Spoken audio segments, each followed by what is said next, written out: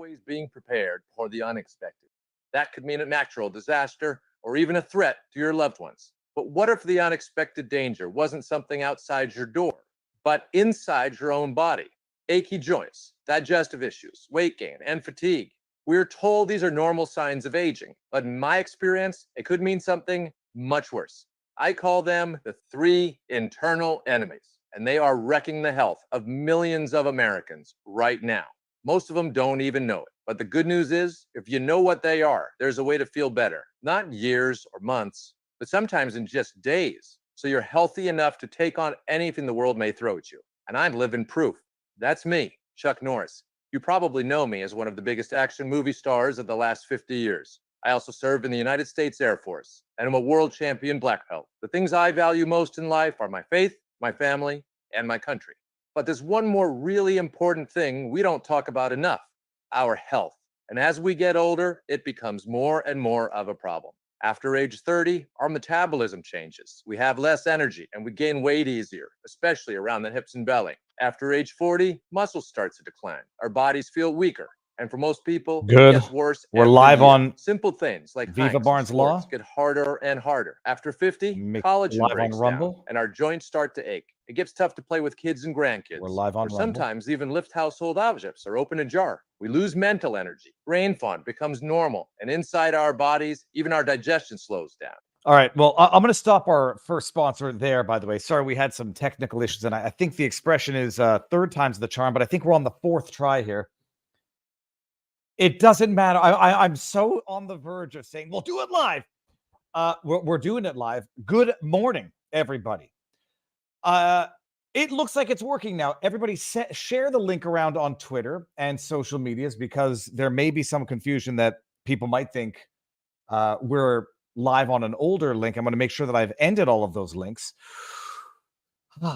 We've got one heck of a show today.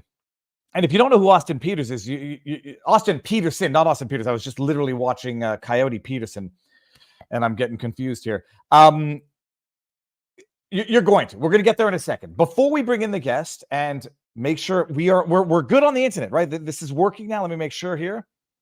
Yeah, it looks good. It's good. Whoever asked, are we watching a commercial? Well, first of all, we're not watching the full commercial, because I watched the entire Chuck Norris video over the weekend. And by the way, it's good stuff.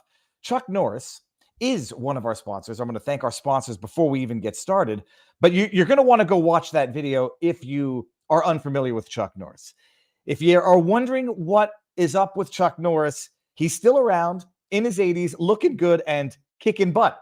What's more is that he's even stronger, works out longer, has plenty of energy left over for his grandkids. He did this by making one change, which he describes in that video that we started watching. He says he feels like he's in his 50s. His wife even started doing it, and she's never felt better. She looks 10 years younger, leaner body. I feel weird complimenting the body of Chuck Norris. I half expect to get roundhouse kicked to the face.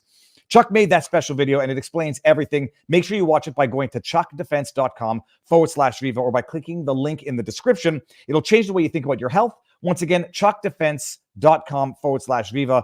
Click on the link. You won't believe it's interesting. I ran it by some scientists, and it's actually good stuff. Just a reminder, Chuck Norris is 84 years old, and he's got more energy than I would dare say 95% of all Americans. He discovered he could create dramatic changes to his health simply by focusing on three things that sabotage our body as we age. Watch his method by clicking on the link.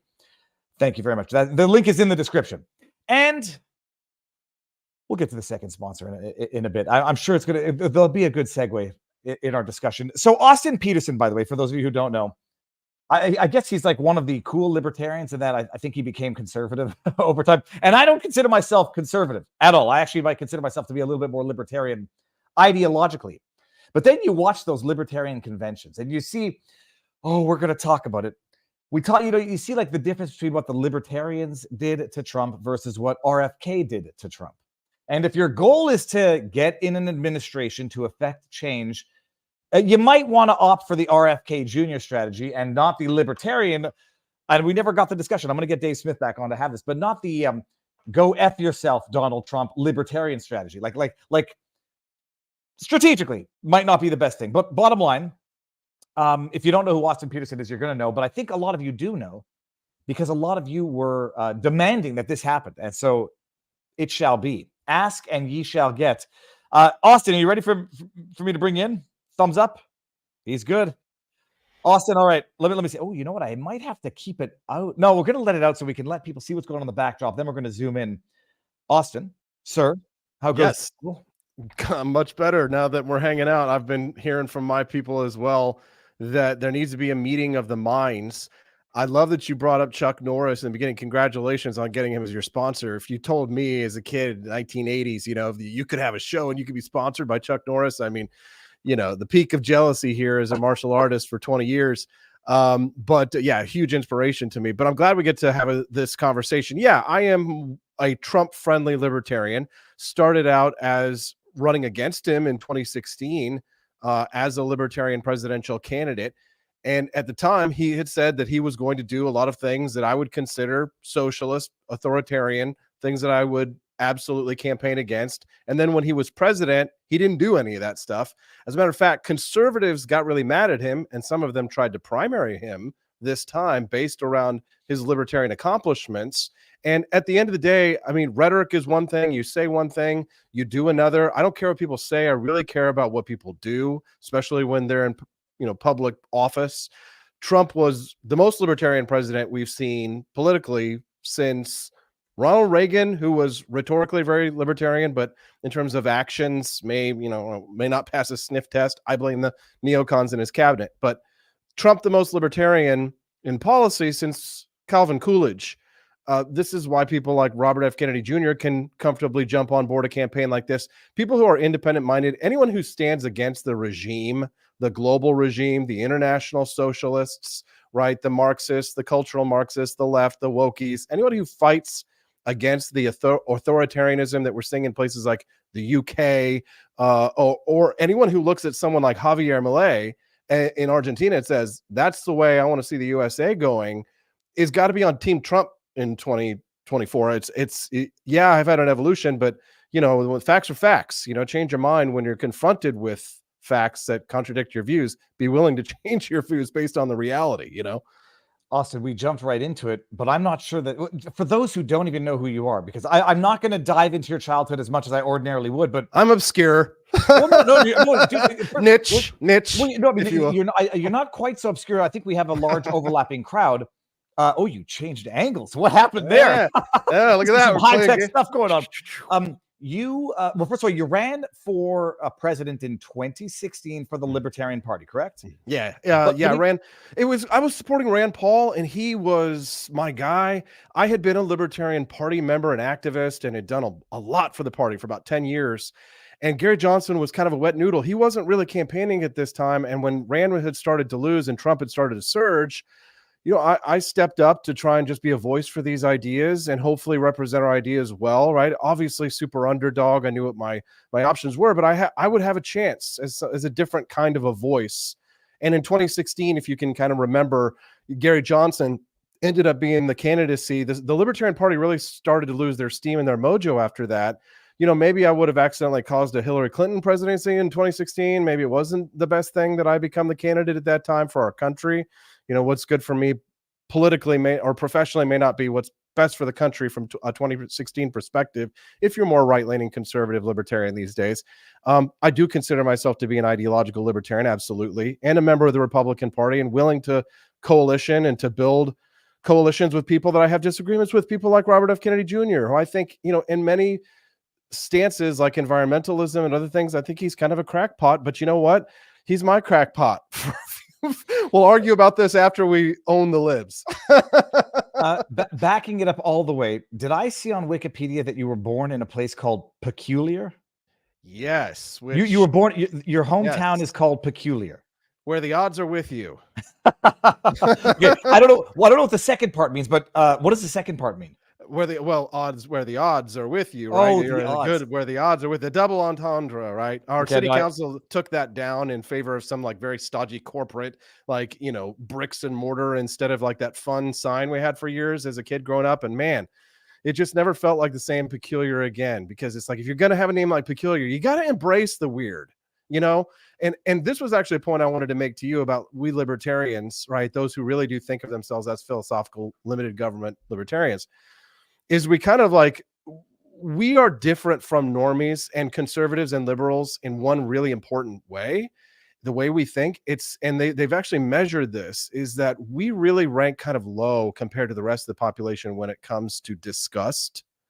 And that really resonates across like policy, what we're willing to tolerate and put up with. Do you mean disgust as in being talked about, or disgust as in people are repulsed by some libertarians? That is the case as well. That is the case as well. Well, you would find, if you find yourself, if you're the type of person who likes strong smells, for example, if you smell perfume in public, right? Or maybe a cologne, or maybe it's a thick cologne, they're being offensive, but maybe you can't tolerate to an extent like the smell of other people. There are people who are very sensitive, have very sensitive nostrils. They have a higher level of disgust.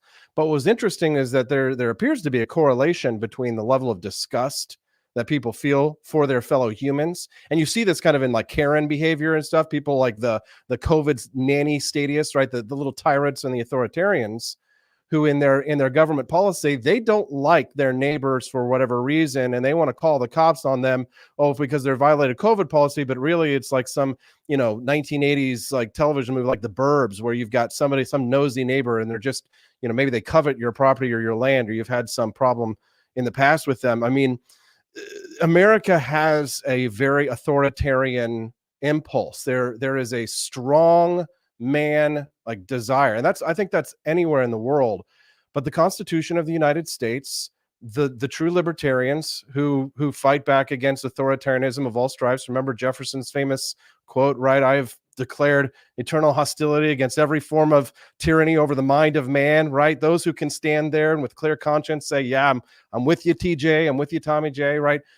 We've managed to hold it back here in the United States. Second Amendment maybe was a bulwark during COVID. They didn't put us in camps like Australia did. They know what it'd be like wading through Louisiana, Mississippi, and Georgia, and Missouri, and Arkansas muds. They don't want to mess with us on that level. But still, like, there's a disgust level. And that's where I think to some extent on like, if you just think about this as a, visceral thing, people who feel disgust with their neighbors, a higher level of disgust tend to be conservatives and liberals.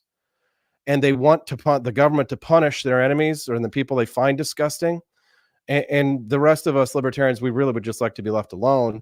And we don't really mind if people are gay or straight or Christian or Muslim or what have you. We can pretty much tolerate a lot of things. But I can't tolerate tyranny. I can't tolerate transing the kids.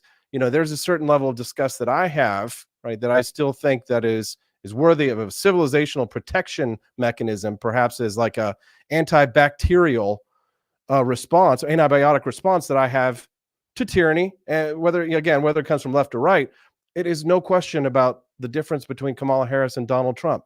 They are like black and white, right? Literally, metaphorically, right? This is the election that will define the future of the United States, maybe for 100 years. I don't know if we can stem the tide. There's good reasons to worry when you see the polls, but then don't trust the polls.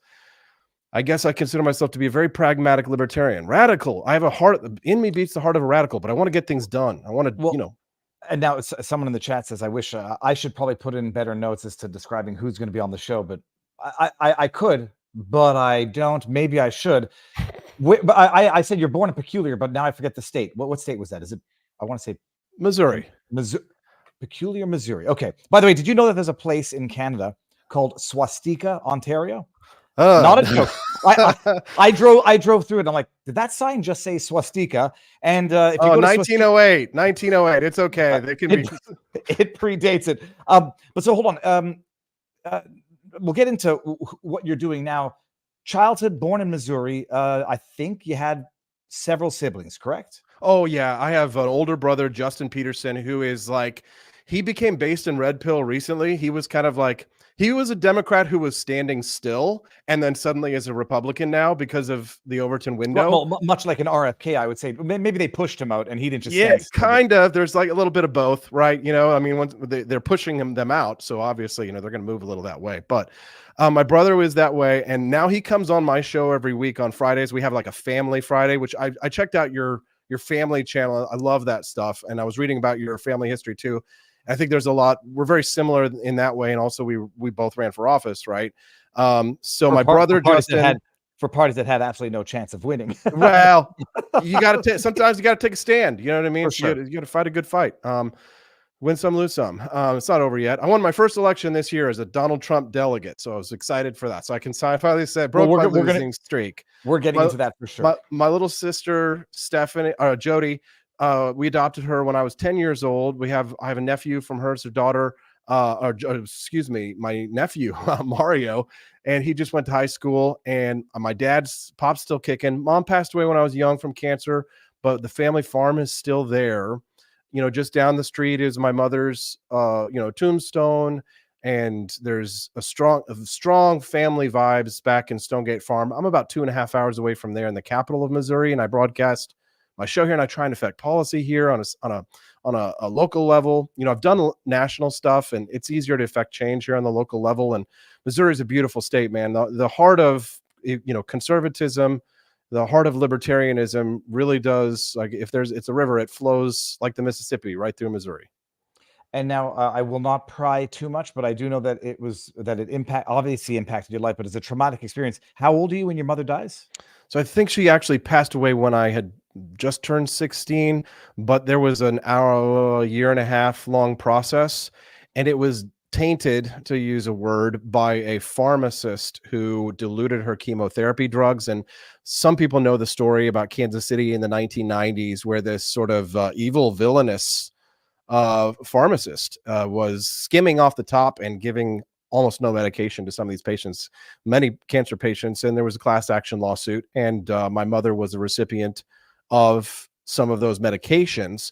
And at 15, 16, pioneers men were, you were a man at that point when you lived out in the open prairie. So to some extent, that really is like, now you're a man, son. You got to get out there and make your way in the world, because you realize sort of life can be cruel and life can be short. So I guess I struck out for the big lights in the big city and moved between New York and DC for several years, working in, I started out working in, television, but on the entertainment side of things. And I didn't know Judge Napolitano or Ron Paul yet, but I got a job in politics in 2008 and worked in Washington, D.C. to try and support Ron Paul. And I joined the Libertarian Party then in 2008 and was an top activist. They promoted me and did everything I could to just try and advance liberty using all the skills that I had, audio, visual skills. And I raised money for Ron Paul and for people that I really believe in, and started my own projects to try and advance, Second Amendment rights, really the Constitution, anything that I can promote freedom. And I try and promote other people and promote their work and try and help them to be more. If I see someone who's really talented, oftentimes more talented than I am, I kind of act as a producer in some sense to try and lift other people's careers up who I know believe in similar things. And, I kind of do that now in a bit bigger way with my podcasting network, and I get to talk to people like yourself for a living, and just had my first child on a personal level. My beautiful. Smoking hot redheaded libertarian wife Stephanie gave me a beautiful little libertarian redheaded girl, which I'm just so thrilled about. And every minute that I spend with her, she's a month old, has been an absolute delight and a joy. And watching her grow, and every single day it's really fast, even in the beginning. So well, especially in the beginning, the transition from the black tarsh poo into the the milky meconium. And then when they start eating actual food and meat, it goes to the next level. I won't push or pry too much, but your mom passes. You don't find out about the skimming of the top of the medication for a little while, I presume, right? Takes 4 or 5 years. There's a really good documentary on it, but actually CNBC, when they used to do really good journalism. It was called it was something capitalist greed, American Greed. And they featured Robert Courtney, who I believe was actually just released like this year or last year from federal prison, and managed to get paroled and is now out and probably, I think, in a halfway house. So yeah, I didn't find out until 4 or 5 years later, but the pain of losing your mother in itself is one thing. The second blow is big, but there's a numbness that you feel you've built up a shell, you've built up a shield to the evils of the world. And when you're a man, nobody gives a shit how you feel. You want to cry about stuff, nobody cares. I remember I was on a ladder when I came home. It was one of the times I started coming home and there was no one home, right? My dad was out working, and I won't say latchkey kid, but pretty much, for a period, maybe a couple of years. You come home and the door's locked and you can't get in the house, and there's a entryway up on the second floor and maybe it's unlocked. So I get a ladder, I climb up, I fall off onto the concrete pad and I scream bloody murder, and I'm afraid I broke something. And I realize there's no one around. I'm out on a farm. There's no one knows. If my mother were here, I would have screamed mom and said it had, she wasn't there.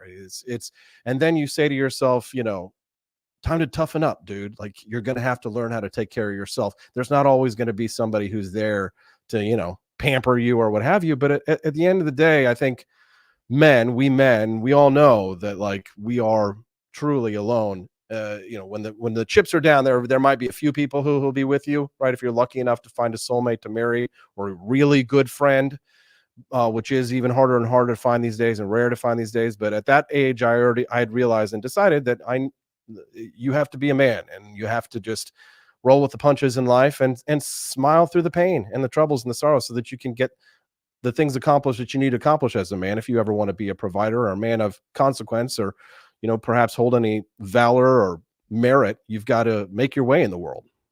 This will be the last question, I promise, on this subject. It's fine. You get 5 years out, you discover that there is potentially, not potentially, but rather, there's a person that you can attribute a lot of your suffering to. Do you harbor resentment, and, like, what do the guy? Oh yeah, yeah. No, like, yes, I'm human, right? Yeah. To forgiveness is divine, right? But I don't operate on the kind of typical Judeo-Christian principles when it comes to things like forgiveness that the average conservative or libertarian American might. I harbor a lot of resentment towards that man. I think what's holding me back from tracking him down and hunting him down is the simple consequences that this government would inflict upon me should I decide to enact my own form of civil, vigilante justice. I think anyone or some might say natural law or natural justice. And I'm not encouraging it whatsoever. No. But I mean, like, I've always just wanted 10 minutes in the cell alone with him. That's all I need, and to satisfy my wants and needs. And I'm not saying that that's just, I'm not saying that it's right, but that on a visceral level, that's how you feel about something like that, when you realize someone took something so precious away from you, and for money. There's I see family members who love one another, ostensibly suing one another over estates and finding out, like, they don't realize just how, that's all you really have, right? Because again, when the chips are down, I've had friends, lost friends, stabbed in the back, ex-lovers who despise me and would still want, curse my name. Like, what was that? Was it the 50 Cent song, Donald Trump? Like, many men wish death on me. I try not to make too many enemies, but when I do, I make them deliberately. But that is a life well lived. Again, Fry, if you haven't made enemies, you haven't lived, right? You have to, if you don't take a stand in this world and risk offending, what was it Thomas Paine said, right? He who dares not offend cannot be honest. Right. So, I've never heard that one, but I've heard he who dares nothing need hope for nothing. And who said judge me by the enemies I've made. No, it's very, very, I mean, it's formative. I mean, that will shape a person for the rest of their lives, obviously. By the way, you're 43 years old. Are you using a filter that makes you look younger? No. Dude, nice. Well, whatever you're doing is working. Hey, man, people ask me my secret, because it's like, my hair is thinning and it's kind of gray and all that kind of stuff, but my face is really youthful. And I just attribute it to martial arts, man. I eat somewhat good, but, like, I still enjoy a good ribeye, and, like, I'll drink a soda every once in a while. Shoot, dude, every once in a while I'll go to McDonald's. I cheat, but mostly I try to get good protein and fiber and eat healthy. Martial arts, man. I think that there's stress when you are relieving stress. Stress will age you. My colleagues and some of that, they're asked from the stress and alcohol and cigarettes. That's what makes people look old. See, I got a couple of, well, I don't have a couple. I have one vice, which I know probably is consuming more alcohol than the Surgeon General recommends. I love alcohol. Love it. And then I've given up on the Red Bulls, but I got now 4 in the fridge that I've got to drink at some point. And no, the stress, there's no question. Like when I started getting stressed at the woes of the world, that's when I developed some gray hairs and whatnot. But exercise is the ultimate cure. You got to have a healthy attitude. You have to have a healthy attitude in order to have a healthy body.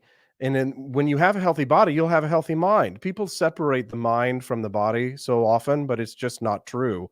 Your behavioral expectations, you can expect that your behavior will improve, that your performance will improve. You're going to have a better sex life and relationship with your partner, therefore, right? You know, if you're not fat and spongy and sitting on the couch too much. Martial arts was a huge transition. I would say joining martial arts was as big in forming me as losing my mother in such a painful way, but in an opposite way, in a sort of, 1980s montage, Jean-Claude Van Damme, like rising up back on the street. It's taken me 20 years to get to where I'm at right now, but there's an inner strength, physical strength, when you feel confident in your physical body, but also you can't understand other people's bodies in space as well, right? How to relate to them. Like you can tell how someone takes care of their body. You can see whether they're confident with their shoulders back. Martial arts is that thing that teaches you a sort of, would you say kinesthetic intelligence, perhaps? Well, I mean, Rogan talks about it in terms of understanding the movements and not the consequences, but rather like the interplay, the dance of human bodies. And you see things that if you don't do martial arts, you don't know how those. Yeah, it's like the Matrix. It's like the Matrix. You see the green lines all of a sudden, and you're like, I know Kung Fu, right? Keanu Reeves. What are you up to now? Are you up to a black belt? So I have never received a formal black belt orientation process because I've moved to different cities. Every 2-3 years, I had to move cities and transition to new schools. Continuously, I've done 20 years, nearly unbroken, of Japanese karate styles. And I've also spent a lot of time doing homework outside of class. And because I live out in the woods, I can't find anybody to do karate. There's like an American karate school where they do like, American, like not McDojo. I won't say that about my local guy, but it's not a rigorous formalized curriculum. So I've just created my own, and I have my own school here in Jefferson City. And some people join me sometimes for it. I've taught my wife when COVID came in, we needed a way to work out. And I was like, well, I've learned, real extensive Japanese karate for 20 years. Would you like to learn? And she's like, yeah, sure. So we've built our own little dojo. Like it's very Japanese. We went to Japan last year. I got to train in Japan with some masters, which was freaking amazing. Bucket list kind of a thing, right? In Osaka. I don't know. Have you ever been to Japan by any chance? I don't know if you're definitely on my list of bucket list items. Yeah, me drinky sake a long time, and I ate a lot of Kobe beef, the real Kobe. It was amazing. So cannot recommend enough. But that definitely was a formative. Martial arts has been a formative event in my life, similar to how my mother when she passed away, but in a positive aspect because it has informed my politics, my interpersonal relationships with people. It gives me it's a community. It can be a cult. And watch out for that kind of stuff. I've always been very averse to, as soon as I get cult vibes on things, I've been around a few cults at a few points in my time in my life, and you kind of flirt with them, and it's sometimes be very attractive, but I've always been kind of like firmly outside of any cult that would have any group that would have me. I wouldn't join as a member. But now this, Austin, this wasn't part of the segue, but it's going to work very well into, if I may do our second sponsor. I wanted to do it before you got on, but I was running a little late. Chuck Norris. Bison and broccoli. Well, the second sponsor of the day. I don't know if anybody's in. Hold on, let me bring up the screen because I got it on the backdrop. Talking about being a man and being naked. Let's be honest, people. The world is getting pretty soft, but that doesn't mean you have to. Naked organs is like packing pure, unapologetic masculinity into a capsule loaded with nutrient-rich bison organs. Everybody's watching now has seen me. I cooked bison balls, Austin, once upon a time. This is a much better way to get it. It doesn't. Bison balls, no tasty good. Me likey. We're talking vitamin B12 to keep you energized, vitamin D for strength, Heme iron to stay solid, and CoQ10 to keep you sharp. No fluff, no fillers, just raw primal power designed to keep you at your peak. And it's bison. They're not raised on some cushy farms. They're out there in the wild, surviving harsh conditions where that only the toughest survive. That's the kind of strength, endurance, and resilience you're getting. Pure nutrients and boosted energy, speed up recovery, and keep your testosterone levels right where they need to be. If you're tired of products loaded with junk that do nothing for you, this one, by the way, this is a Rumble product, so check them out. They're amazing. BeNaked.com, promo code Viva, 15% off to start feeling the difference. It's like channeling bison strength without having to wrestle one yourself. If you're not feeling the difference, send it back for a refund. No questions asked. And you go to, it's BeNaked.com/Viva, and you're supporting the parallel economy that we absolutely need to support. And we're going to get into this when we talk about some shit today. Austin, did you see that eBay took my... BeNaked.com/Viva, the Rumble partner. The stuff is amazing. I have it. My wife actually takes it, although I don't know if women are supposed to be taking bison ball supplement. It's amazing. Link is in the description. Austin, did you see, like, this happened right before going live, and that's not why we were late. I was just enraged. Did you see that eBay took down my freaking lectern? I'm trying to auction this. You know the lectern guy, the guy in the fans. Yeah, of course. January 6th. So I've had him on. We've become actually good friends. It's fantastic. He made these little replicas. They took it down. eBay's woke. I didn't mean little as in demeaning. I mean, it's a miniature replica. He gave me one, and then he gave me another one, said auction off the other one. I put it on eBay. No. Austin, you won't believe. Let me see. Did I not yet? Where we're oh my effing goodness. Look at this. Austin, the reason they told it didn't follow our disaster and tragedy policy listing or items that portray, glorify, or attempt to profit from human tragedy or suffering. I went just for the sake of it. Austin, that's the lectern. They're selling Mein Kampf on eBay, which I don't think they should not be sell it. And they're also selling the Human Centipede, which I haven't seen. Can you believe the...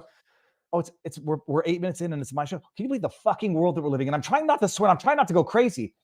It's fascist technocracy. It's a lot of fun. Here's the thing. It's funny, right? It's a good thing it's funny, because if it wasn't funny, it would just be absolutely terrifying, the dystopia that they want to take us into. Because let's be honest, they hate us and they want us dead. They want us dead, but if we can't be dead, they'll enslave us. And they'll allow us to live as long as we are their slaves. I don't know if you saw the clip that I sent you of Tim Walz. You want to bring it up? Or yeah, I can bring it up here. Yeah, go ahead. Pull it up. This is our next Vice President of the United States. Potential. My only concern with these clips is that they're very... Where is it? Short, very short. They're short. Contacts, yes, but hold on one second. Let me get it. You sent it to me by email. I did. Do you just want to narrate it, or? Well, he says, no, I want to get it because I don't want anyone. I don't want anyone accusing me. And now Austin Petersen, where you sent it right here. Tim Walz. Tim Walz, an interesting clip. Yes. And let me just make sure my DMs are not open. So here, check this out. It's a joke. There will be no further context that can. It's not a joke. I mean, the UK, they want to extradite us to the UK. Here, check this out. I think we need to push back on this. There's no guarantee to free speech on misinformation or hate speech, and especially around our democracy. There's no free speech on misinformation, hate speech. Look, it's our democracy. Well, no, it's our democracy. Austin, you know what you following what's going on in Canada. I mean, we've had hate speech laws for a decade. It's effing nuts. Anything that is susceptible of fomenting. What's the word? I'll get the exact quote.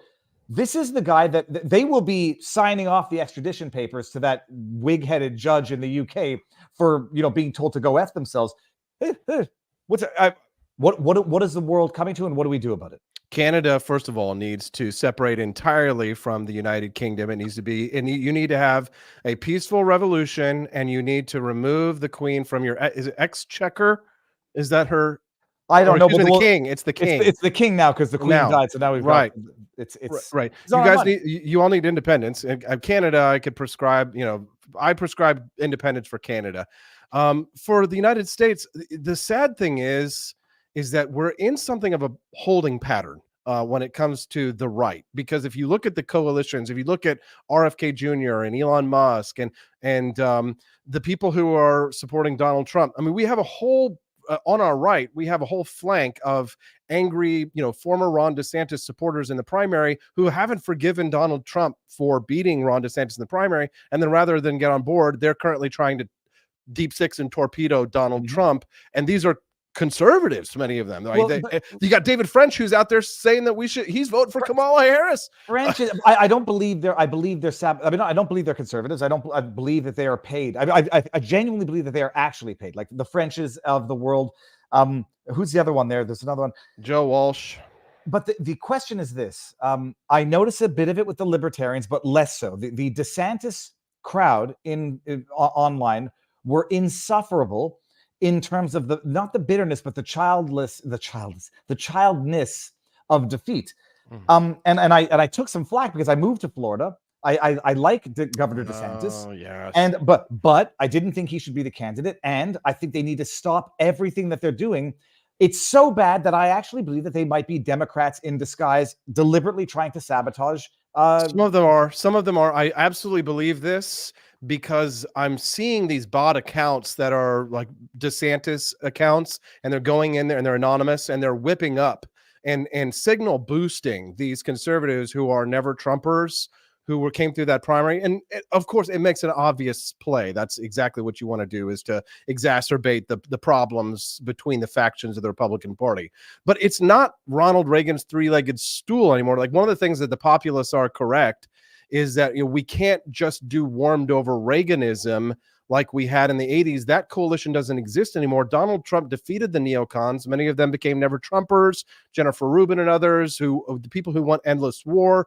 Those people want to go back over to the Democratic Party where they came from. The Skip Jackson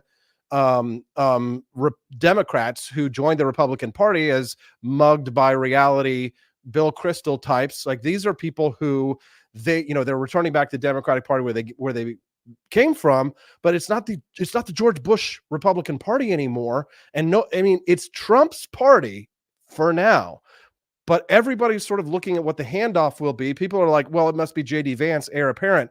But listen, if they primary Donald Trump as hard as they did this time, and he's the owner of the party, just think what they'll do if JD Vance runs again. I'm not even sure that he really is the heir apparent to MAGA. There's a lot of people who might take that crown. There's a lot of pretenders to that crown, and the future direction of the Republican Party is not set yet, which is why me, learning from the Democrats, sees in this crisis an opportunity.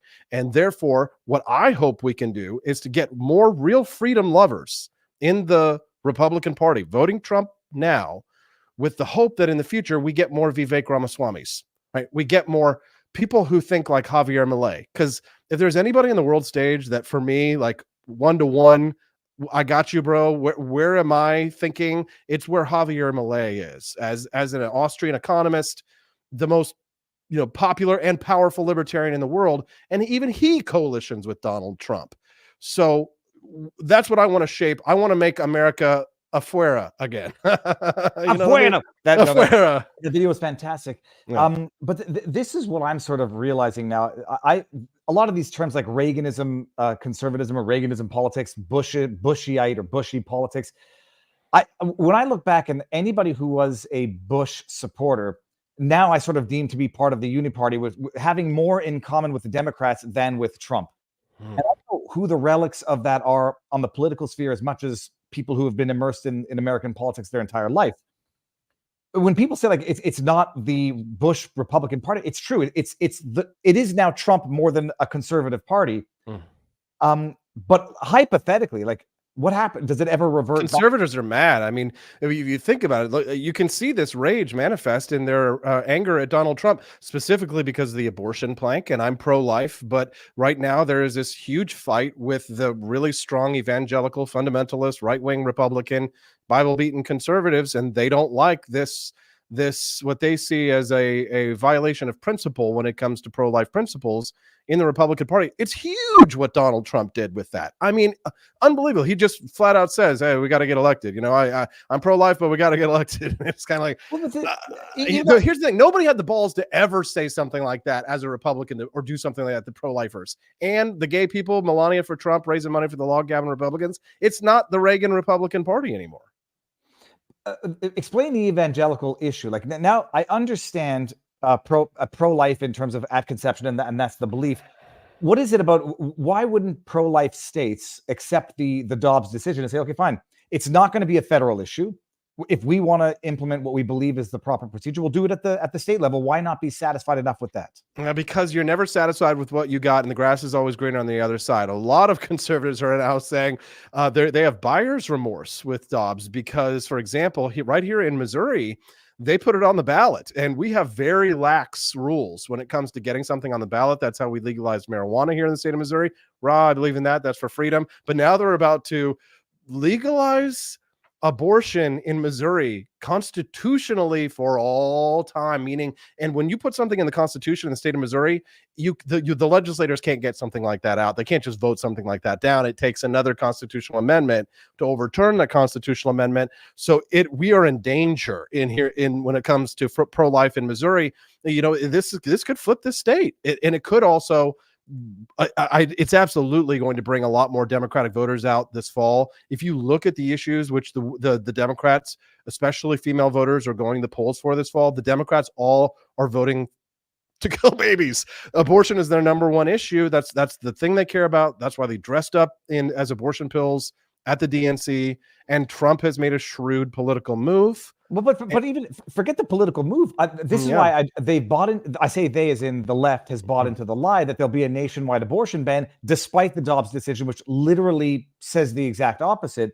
I don't understand how this abortion issue became an election issue, nor do I even understand how anybody thinks the election is going to resolve it, given that it's a state right issue. So how is a federal election going to resolve the abortion issue that's been made the issue of the time by the left? Not everyone is a constitutional originalist necessarily, like Scalia or perhaps Clarence Thomas.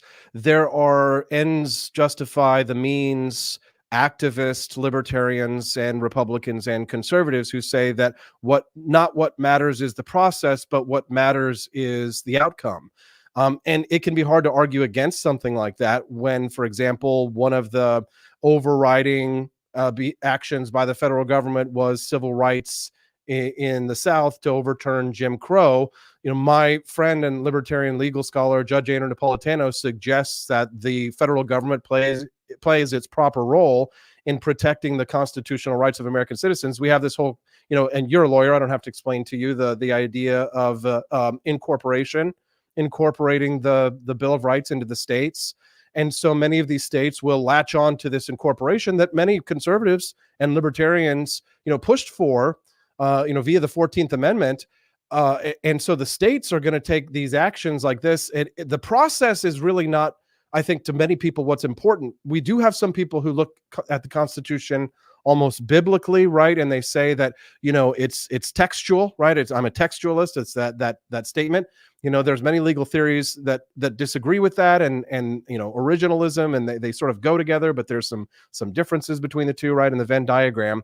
So I guess when you're looking at something like this, why wouldn't they be glad that it was a state-based thing? The states are doing it because the process is not what's as important as the outcome. The left certainly fights like that. The left certainly believes in that. They don't care about the law. They don't care about the Constitution. They don't care about the processes. All they care about is the outcome that they desire, and they can change their outcome. They can change the outcome they desire in like 24 to 48 hours. It's like just like they hated Kamala. The left can be programmed.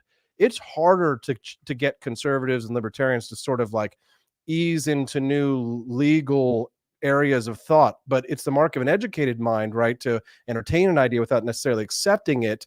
But still, we can't be programmed as easily as the left to just like move in a different direction. It gives our armies, substantial strengths and weaknesses, pros and cons on both sides. What are the current laws in Missouri? I'm trying to Google it as we're talking. It says it's very strict, but Yes. What is the proposed amendment now? It is outlawed entirely. At the moment, the Planned Parenthood is not allowed to operate within the bounds of Missouri.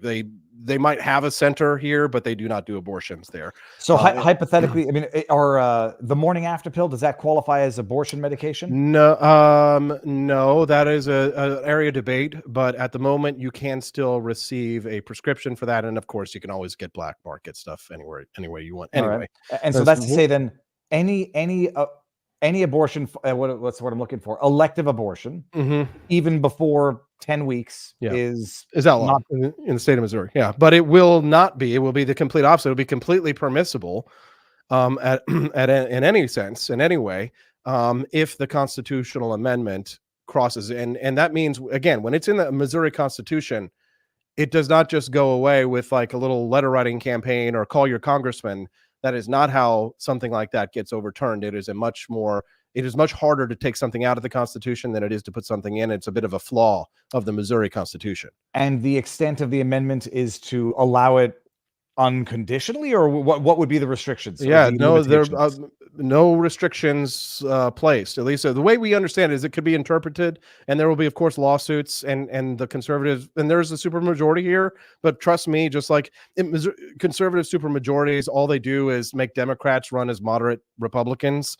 So it's not as nice to live in a one party state as you might think. As a matter of fact, there is something to having someone opposing you and maybe having like a good strong team. It makes you better, to be honest. But Missouri suffers from our supermajority in that sense. So there will be many moderate Democrats or who are Republicans, or with an R after their name, who will likely scuttle any attempt to try and overturn it if it does happen. So let me see this. Is this it? The Amendment 3, the right Yes. to reproductive initiative, is on the ballot as initiated constitutional Correct. amendment. Okay.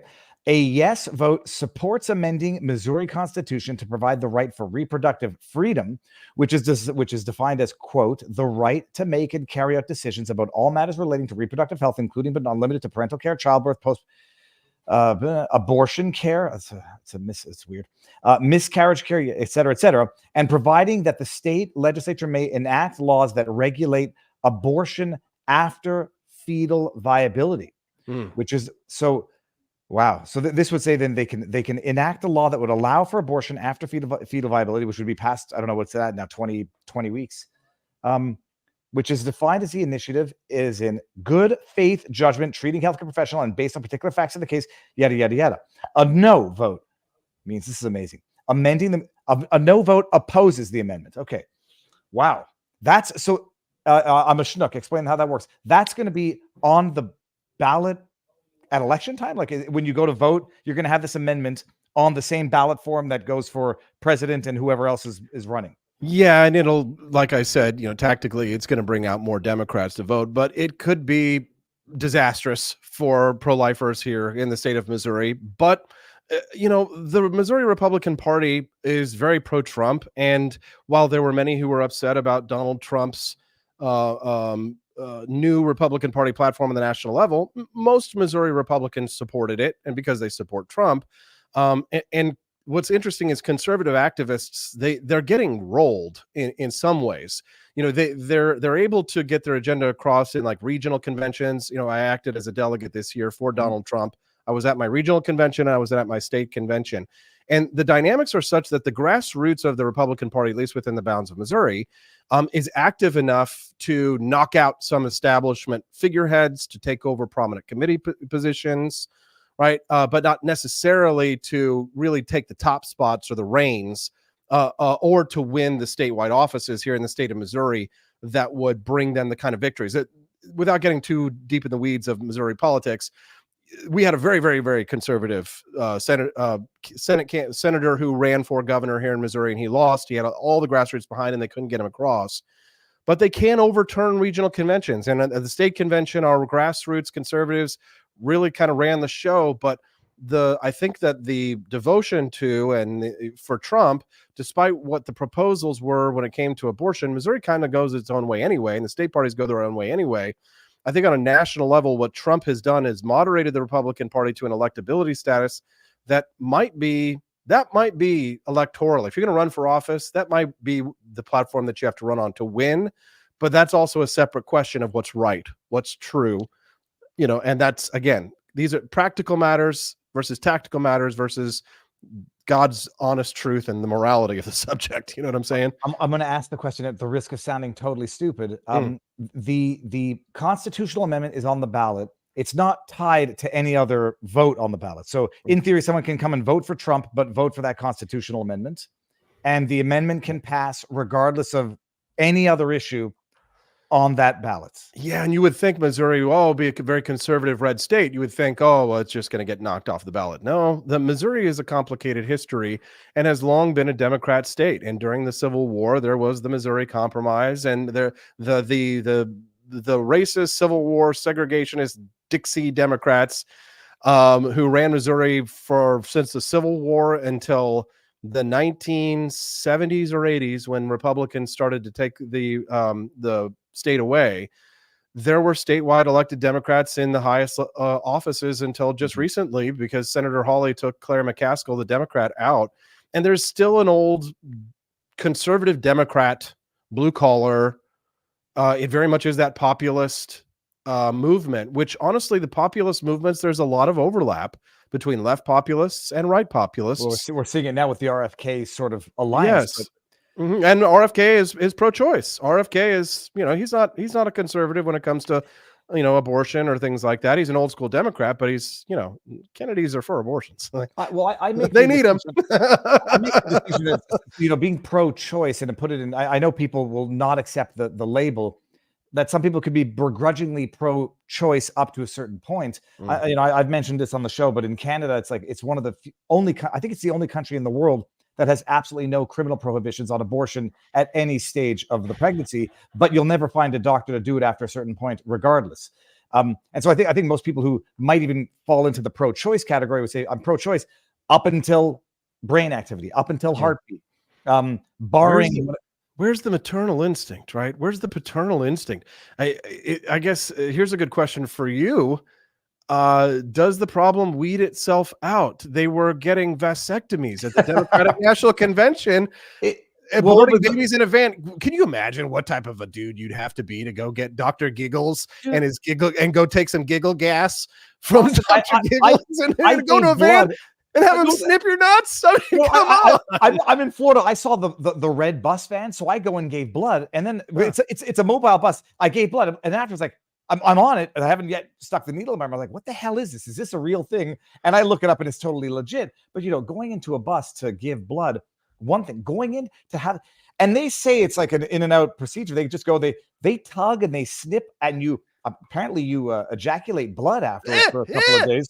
Anyway, suffice to say, I'm not doing it. I've had 2 testicular torsions. Nobody's messing around with that. But no, self eliminating is an interesting way. And some people might say they're doing it. I don't want them to kill their babies, but they're killing their babies, and we're having babies, and we're going to have more babies. I'm going to have more babies. I don't know if you're going to have more babies. I'm definitely going to have at least 1 more baby, maybe 2 more if I can, right? We're a little older on that spectrum, but babies are awesome. I've always been a natalist, right? I don't come at life from like the perspective of divine intervention. Right? I consider myself something of a materialist of the material world, but I find a beauty and a fascination and some sort of intrinsic compulsion to honor my ancestors and to bring forth life, to continue this unbroken chain of life and this gift and miracle of life. How can you say to your parents, your grandparents, how can you look your ancestors in the face? And I know that our opponents don't, the anti-natalists don't. They live in the here, the now. They're not thinking about what's happening after, and they're certainly not thinking about what came before them. But maybe we win this as a war of attrition. Or maybe in the long run, we win this. Not to be too black pill, but no, because the people who are implementing these policies and not reproducing are then saying, well, we're not reproducing, so open the borders and we'll satisfy that demographic of voters with whomever we allow to invade the country. Yeah. That's it. So that's wild. So then that risks passing in Missouri that'll be the same day as the election or the same ballot. So November 5th, you could have basically. It'll be up to the legislature to say whether or not you can have post. You're really trying to black pill me today. You're really not going to happen. We're going to fight it. We're going to win. We're going to stop it. We're going to stop it on the ballot. This is where I think the issue is. I think even most people who consider themselves pro-choice would say, no. Like I'll agree. It's a necessary evil to tolerate. In that, if you say as of conception, there's no rule, no exception, no nothing. People are going to do terrible things out of necessity. I think you can get most people to say, the potential to be a human when it has brain waves, when it has a heartbeat, when it is viable. There's spots in there where people can probably agree and even agree that it's too far. When you hold too hard of a line, then you get a bill that passes like this that is even beyond what most people would feel comfortable with, even if they consider themselves pro-choice. And so if you're sort of being punished for intransigence in terms of not saying, okay, fine, let's legislate up to 10 weeks or 6 weeks if you think that's reasonable, and compromise to some extent to win the broader battle, because you're never going to convince the majority that as of the moment you get pregnant, conception, by accident or for whatever the circumstances, you're done for. You'll never get the majority of people to accept that. And so you hold on principle, but then you lose on policy. I get it. I do think science, here's a white pill. I'm coming back at you with some more white pills. But I do think science is going to help solve these problems for us. More and more fetus is viable farther and farther back towards conception. And so I know that especially strong religious and Orthodox types don't like this concept, but the artificial womb is there. So it used to be the case that a libertarian professor by the name of Dr. Walter Block would be derided, and he would be laughed at for his theory that he posited about abortion, which is a concept that he called evictionism. And I'll admit, the first time I hear it, it sounded weird. It sounded kind of bonkers, right? There's my disgust. Maybe I'm a little more conservative, right? So I felt this concept of disgust. You can, yes, at some point it'll be viable. Yes, you can evacuate the child, but you have no right to murder it. You can't kill the child. You can evict it if you absolutely positively must get this child, this human being, out of you, and you're going to kill the child. Okay, right? Put the knife down, lady. Put the hanger down. Okay, but you cannot murder the baby. You can't take a pair of scissors and stick it in the back of its skull and suck its brain out. Right? That's where that was. Not to get back to the black pill. That was one of the darkest. Pilled. Well, no, that was the darkest revelation I ever truly understood, the depths of evil, where regardless of how you feel about abortion and whether or not, up to 6 weeks, 10 weeks, once you realize that there's a black market for the parts, once you realize that there's a black market with an increased price for the later the fetus, and then if you get into the really dark realm of whether or not it's still alive when it's then you realize it's they're blood drinkers and vampires. Yes, there's a black market for it because there's creepy perverts, probably billionaire weirdo Epstein types out there who are like the evil supervillains of the world. It's like that TV show on Amazon Prime, The Boys, right, where like they present themselves to the world as superheroes, but like also in that one Silicon Valley thing, they're sitting there with like a 14-year-old kid and they're like having blood transferred over to him and they think it's going to work, but really it doesn't work scientifically. So they, just like how, many Chinese herbalists buy the powder of the horn of a rhinoceros. Yep.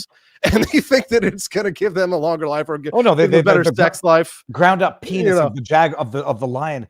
No, Right. It's even worse. The Epstein, one of the Epstein theories, per Alex Jones, and dude's been more right than wrong, is that they were trying to collect the stem cells and whatever material from aborted fetuses. Right. The even darker one. Forget the black market, people drinking blood. The reality from a scientific perspective, the experiments you can do on a still alive aborted fetus, the scientific value. Going back to the human centipede again. It's like Unit 431 from Japan when they did the vivisections on the live patients and Joseph Mengele. This people don't even know this stuff happened. Yeah, and then they don't know that it happens. And they you know what it is? People, when they're confronted with such awful tragedy, right? They may initially, the first time they hear it, right, but it quickly, disappears and fades away in their life. That was then. Nobody would do that anymore. That we've evolved since then. I strongly suspect that the first time that you and I read and heard stories like that it burned itself into our memories and imprinted on us, so that it's kind of the thing that we think about more on a weekly basis rather than like a once you heard it in high school kind of a thing, right? These atrocities, and because if you're on the alert. If you're on the alert for tyranny, if you're like me and I imagine yourself, if you're always snooping around for the next threat to your freedoms, you're going to have that sort of that radar out for the next person who wants to put their boot on your throat. Let me read. We're going to end this on YouTube because let's bring it over to Rumble. But there's 2 chats in here from YouTube before we get there. Austin and I were part of the Libertarian Party in DC. Stand-up guy. We were also very proud of him and his accomplishments. Congrats on the new baby, Jamie Raj. Yeah, and then we Jamie. got that was from sorry, I should read the name, Sushioda. Then Mr. E. Austin contributed greatly to my political awakening way back during the Gary Bake the Cake Johnson days. Glad to see this collaboration. Hope he runs for office again one day, dude. Well, and let me bring up the 2 that I have up in Rumble here. I think I see something here. And real quick, let me say one thing before you go to just YouTube, guys. If you're on, please follow me on Rumble at AP for Liberty. They're doing amazing things for free speech. Chris Pavlovsky has gigantic balls. Holy cool. And I'm really proud when I'm to be a part of this in a small way. And then let me also say thank you and your listeners over there on the channel, because they all were hitting me up and we're really excited to hear us talk. God, it's phenomenal. And let's be real. Let's get real here. You got 1 billion fans, and I've got like a small army, right? But thank you for this opportunity. First of all, the crowd watching on YouTube is minuscule. It's on Rumble in any event. Did I bring this up here? Oh yeah, we do see it. Okay, but I'm going to put all the links everywhere so that people can find you after this, and I think people are going to subscribe to your newsletter because they like the way you think. Finboy Slick says Austin said he applied to audiovisual skills to helping Ron Paul get elected. I'm wondering if he had anything to do with the Amy Allen Ron Paul anthem in 2008. I don't know what that is. Ron Paul. Save our constitutional rights, Ron Paul. Start a revolution. Bring back the something constitution. Yeah, I could probably still sing it if I think about it, but that's old school. That was when I first got started in political activism, was inspired by Ron Paul. Dr. Ron Paul cured my apathy, and I've had a hell of an adventure in liberty. Not many people get to have experienced the highs, the lows, this roller coaster ride that I've been on since 2008 and where I'm at today. So it's a hell of an exciting adventure, and I'm glad that I get, to tell it, and a little bit of my personal stuff too. It's very kind of you to ask. No, I would dig into it for a lot longer, but sure. Another time, and we'll meet up one day. I've never been to Missouri, and I would love. I'll definitely come to Florida, and I'll bring my family. Oh, dude, anytime. I got 3 kids. We're not having any more because my wife is now 40. Are you in Sarasota? I'm in the Boca area. Oh, okay. I've got a good friend in Boca. You don't happen to scuba dive by chance, do you? I do not. I have an absolute morbid fear of scuba. I was gonna say, you should come join my friends, and we from Boca Raton. We like to go scuba. Okay. Well, text me when you're. Well, we're not ending this now. I'm just going to end it on YouTube. Ending on YouTube. The link is in Rumble, and I'll see you guys over there.